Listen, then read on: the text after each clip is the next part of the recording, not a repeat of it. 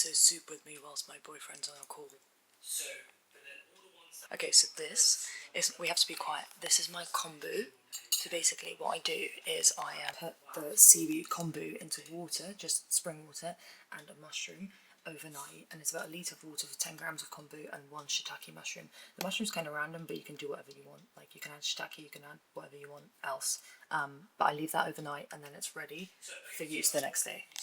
I take my kombu, which has been in the fridge overnight, and I'm going to pour this into a big pan, and I'm going to start boiling it. Next, there's like a few things you add into the miso soup, which you can cook like using kind of the kombu, into the kombu that you can cook using the kombu.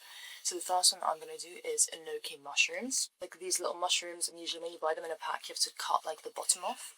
But these are, I have used a few before, so I've stored the rest in a mason jar. So I'm going to put these in now. Now let's do some tofu prep.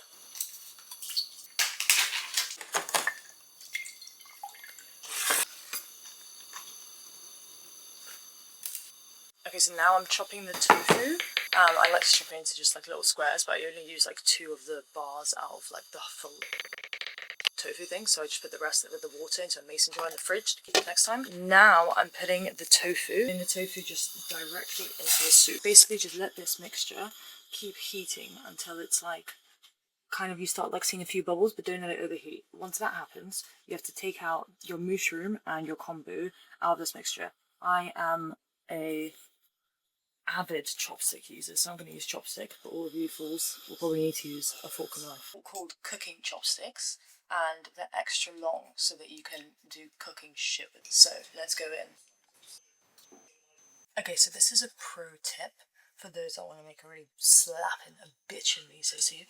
So you see like the bubbles on top, that is what they call, I think, like, I don't know what they call it. They call it something, skimping, skumping, I don't know. Anyway, what you do is you just like run your spoon along the front and try to get rid of as many of those bubbles as possible without taking out too much liquid.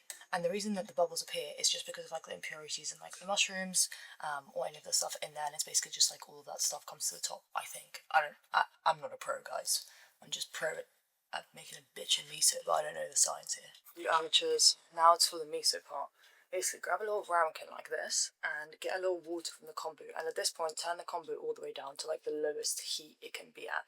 So it should have been like cooking in there at like medium to high heat with the tofu, I mean medium heat probably, with the tofu, all of the kombu and the mushrooms, and then you took the kombu and the mushroom out, the one mushroom that was in there overnight, and now you're going to get a little ramekin hoe and basically get a little ramekin and just fill it up with like a little bit, you can't see it, but fill it up with a little bit of that, of the juice, of the warm juice, but only after you've turned it down a tiny, like to lowest heat. Okay?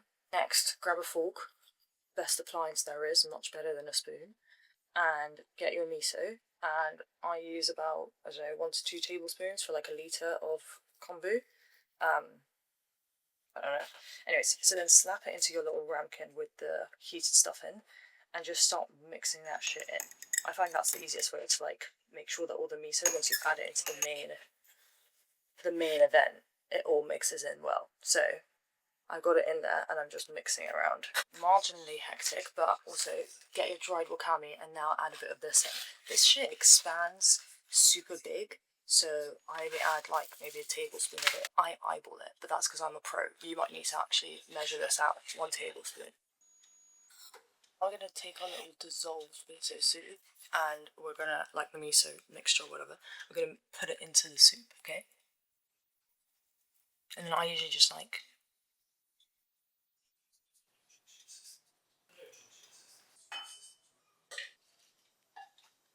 Alright, so that makes 2 beautiful bowls of miso.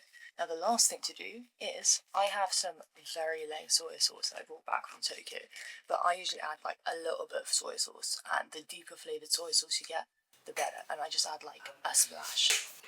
Oh, so Mark's saying like figure out the mark? Yeah. Oh my god!